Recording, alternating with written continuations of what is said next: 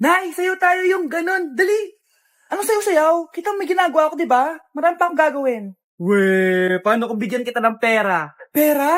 Oo, Nay. Basta sayo tayo. Mapaprank ko na si nanay. Ay, wala na palang gagawin. Tara na.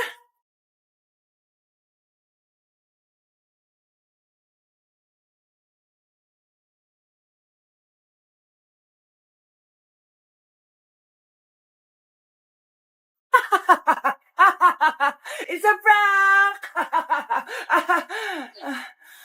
Hindi ka po galit, Nay? Hindi ako galit, anak.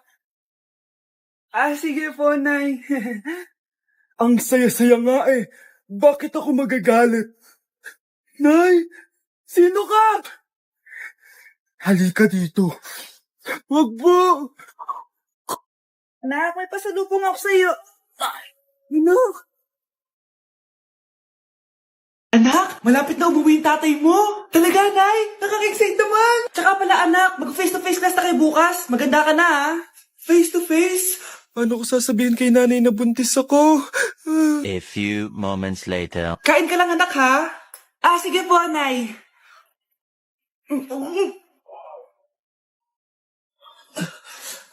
Anak, may sakit ka ba? Wala po, Nay. Buntis ka?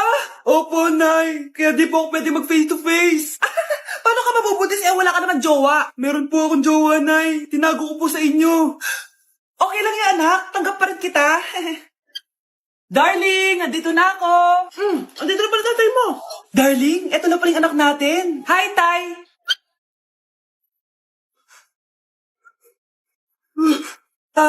May problema ba?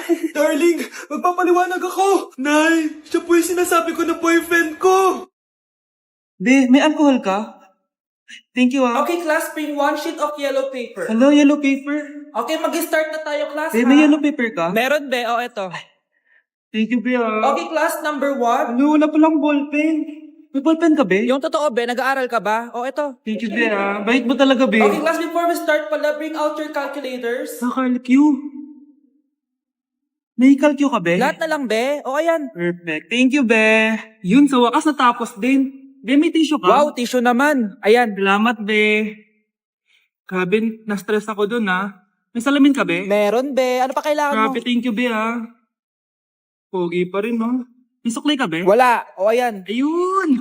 Ikaw na talaga, be. Best classmate ever. Okay, next, Scarlett.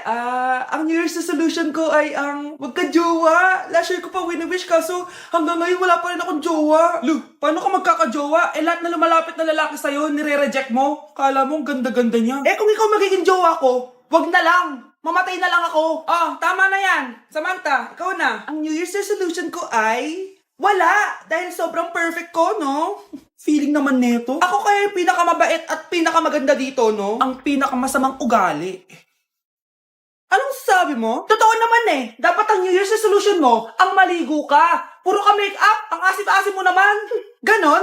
Ang New Year's resolution mo dapat ay ang mag-toothbrush ka. Dahil ang baho na hininga mo, lahat ng crush mo, nata-turn off sa'yo. Kumpara naman sa'yo, be. Itsurang pa lang, nata-turn off na sila. Walang hiya ka? Manda ka sa akin pagkatapos nito. Ang New Year's resolution ko ay ang ibagsak kayong dalawa. Deserve mo yan, anak. Oo, Nay. Deserve ko to. Ganda nito. Pupuntahan pala natin yung teacher mo. Magpapasalamat tayo. Nay, wag na. Patay ako pag nalaman ni nanay na jowa ko yung teacher. Ay, naku, bilisan mo. Tara na.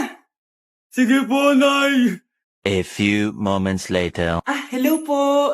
Hello po, ma'am. Napadaan po kayo dito. Ma'am, gusto ko lang po magpasalamat dahil with honors yung anak ko. Wala yun, ma'am.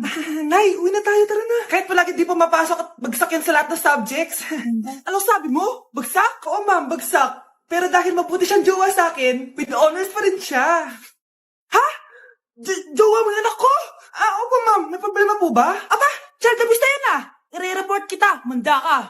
Ikaw naman, pinatulan mo yan? Ang tanda-tanda na yan eh.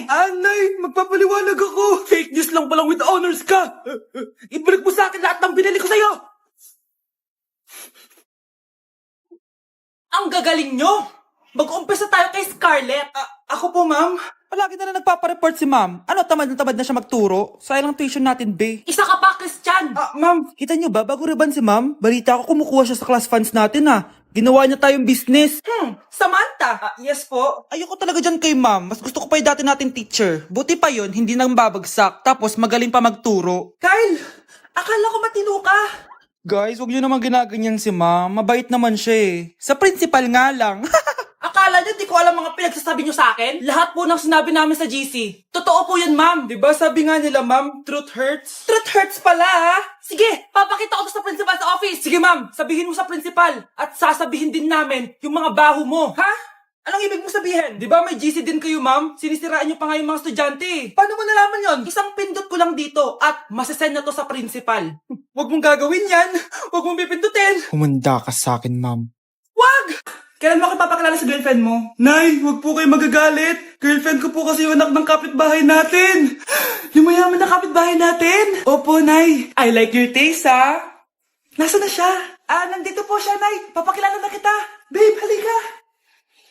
Hello. Ikaw pala yung girlfriend ng anak ko. Anong pangalan mo? Ako si Kendall. Ang pinakamayaman at pinakamaganda dito sa barangay nyo. I like your confidence. By the way, kumain ka na ba, Iha? Hindi pa. May masarap ba kayong pagkain dito? Oo naman, masarap ako magluto. Tara, kain na tayo. Ito, kain na tayo. Sarap. Yuck! Disgusting! Ang pangit ng lasa! Lasang... Grabe ka naman. Nagsisisi akong pumunta pa ako dito! Babe, magpapaliwanag ako, please. Ang papangit nyo! Andiyan po ba si Mr. Joshua? Sinong Joshua? Yung asawa ko? Opo, may sasabihin lang ako. Anong sasabihin mo? Na anak niya ako at gusto ko siyang makita. Anong pinagsasabi mo? Nandito yung anak ko. Alam mo, kung nang-trip ka lang, umalis ka na dito. Mahal, ano mangyayari? Anak mo daw to, mahal.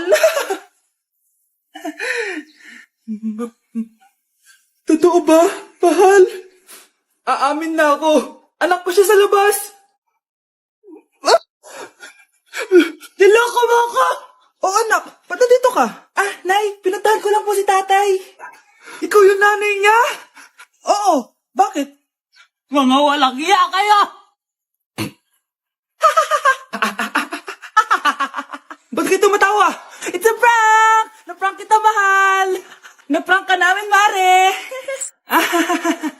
Walang prank-prank dito!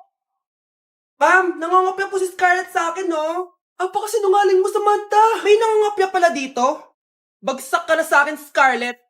Apakasama talaga ng ugali mo, Samantha. Nay, Oo, anak! Anyari sa'yo? binagsak ako ng teacher ko. Naniwala kasi siya kay Samantha na nangopya daw ako. Totoo ba yun, Scarlett? Hindi, Nay. Siya talaga yung nangopya sa akin. Walang iya yan, Humanda siya sa akin. Tara, anak!